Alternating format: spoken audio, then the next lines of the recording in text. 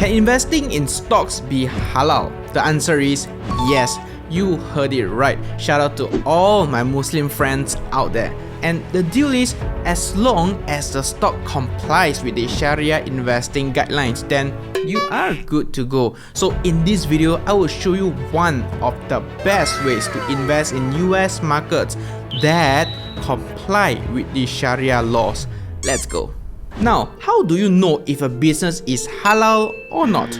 Well, we can carefully select the companies based on 3 steps of filtering. First step, we look into their business sector and filter out those that conduct haram activities, and naturally, those companies that involve alcohol, financial services, gambling, pornography, pork-related activities, tobacco, etc. should be excluded. And in order for companies to pass this screening stage, they must have less than 5% of their revenues coming from these prohibited business activities. Makes sense, right? Now we come to filter number 2, the financial ratio screening. And this screening is to make sure that the companies are in a healthy financial state such that they are not in heavy debt or make money from non-compliant activities. You know, semua dari rezeki tidak halal. So check, everything's good and healthy. Now it's time for filter number 3, where we look into the dividend and purification ratio. Remember that rule of allowable 5% revenues from non-halal activities that I mentioned earlier? Yes, companies must purify the dividend and interest income that they receive according to the proportion of those non-Sharia compliant activities. Got 5%, must purify 5% lah. And then that's usually done by donation. So basically, these are the theories. But if you are too busy to go through all the screening one by one yourself, don't worry, I totally feel you. The easier way is to buy into established ETFs, as they include hundreds to thousands of stocks that have gone through the above selection processes. And just in case you are wondering what an ETF is, well, it is short for exchange traded fund. To put it simply, when you buy an ETF, instead of buying just one company, you are buying into many companies that are selected by the funds themselves. But the buying process is similar to buying individual stocks for you. So, to make your life easier, I have chosen 4 halal ETFs that are most discussed on the internet, and the 4 candidates are SPUS, HLAL, IGDA and ISDU ETF.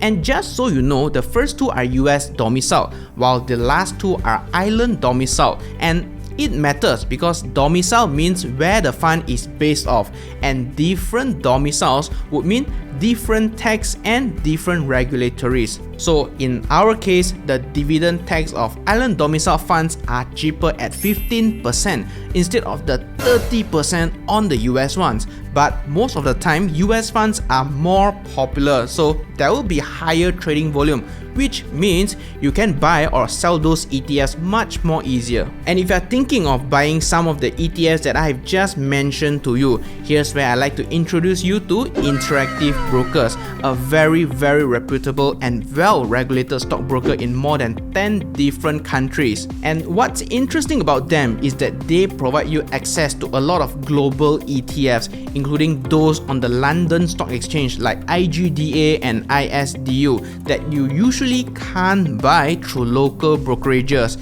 And I know many of you who always want to buy them from Malaysia. So here you go, Interactive Brokers has them all. And wait, that's not all. They also come with an extremely cheap brokerage package where you only need to pay 35 cents each trade. Pretty amazing, right? Feel free to use my links down below to open an Interactive Brokers account for yourselves. Alright, let's get back to the video. Now we've got some idea. Next is to know what the funds do. All the funds here invest in Shariah-compliant US stocks, with SPUS investing in the popular S&P 500 stocks. but excluding the stocks that are not Sharia compliant, while IGDA actually invests in multiple developed countries.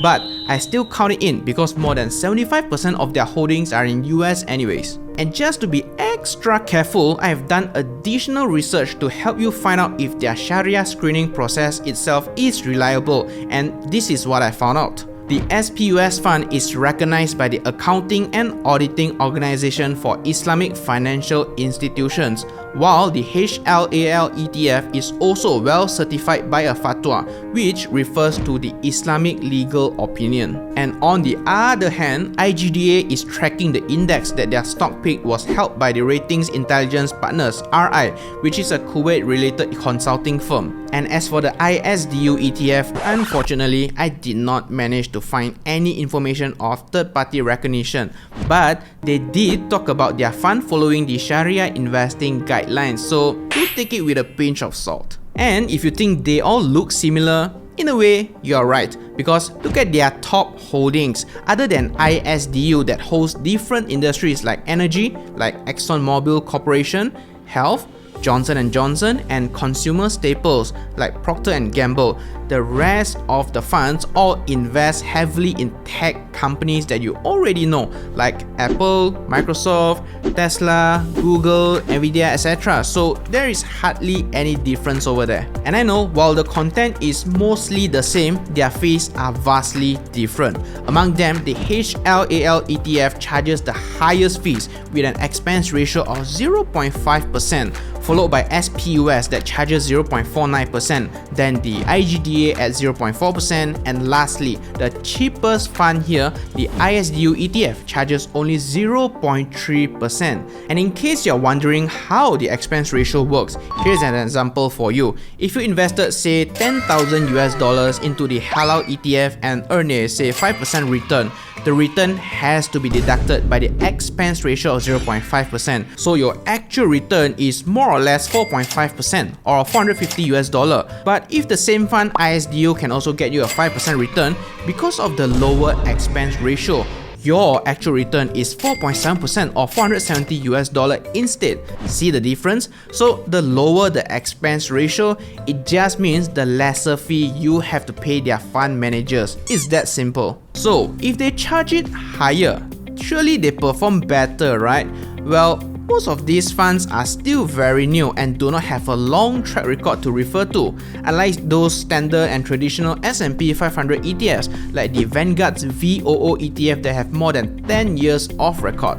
So among all of these, the ISDU ETF has the longest track record, and their annualized return also looks pretty solid, a 10-year annualized return of 9.23%. And it just means you can get on average 9% return every year if you have invested in this fund 10 years ago. And as for the other three funds, they had also brought in at least 7% of 1-year annualized return and a minimum of 12.7% for their 3-year annualized return. So that's actually a pretty decent performance if you ask me. How many funds? You just tell me how many funds in Malaysia can actually come close to that return, let alone beating it, right? And next, we look at their unit price. At one glance, you will find that most of the stocks are very affordable. IGDA ETF is the cheapest, where you can buy it at around $23 per share as of the recording of this video, while the most expensive ISDU costs around $64 per share. So all in all, they cost less than 300 ringgit per share, which is still very affordable for a lot of beginner investors without costing a hand or a leg. And some extra tips here. Anytime you look at a new fund or ETF, it's always helpful to check their beta and Sharpe ratio. It's very simple. Just remember this one. Beta means volatility, like how much their share price go up and then go down and go up and go down again. I'll put it this way. Assets like cryptocurrency like Bitcoin or Ethereum have extremely high beta, and their price goes up and down a lot frequently, right?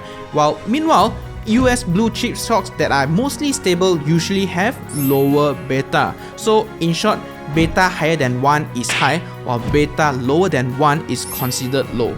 And then we have Sharpe ratio. fancy name, right? But you can actually imagine it as the risk to reward ratio, and ideally we want a Sharpe ratio of more than 1 because it means getting more rewards for the risk we are taking. And to what I can find, the 2 US funds over here have a rather so only Sharpe ratio and an okay beta, but then again they are just another indicator you can refer to and do not tell you everything, so you make your own judgment lah. Okay, so we have reviewed everything in depth, but you still want a conclusion, right?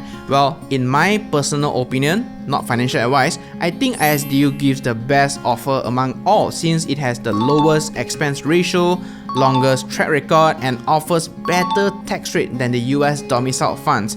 But this is not an investment suggestion. I am only giving my personal opinion based on my findings, and you should definitely do your own as well. As you all know me already, my intention is very straightforward. I genuinely want our Muslim brothers and sisters to have more options when it comes to investing. So let me know if you find this video helpful. So in the meantime, check out this video to open an account with Interactive Brokers to get your hands on these halal ETFs. See you over there.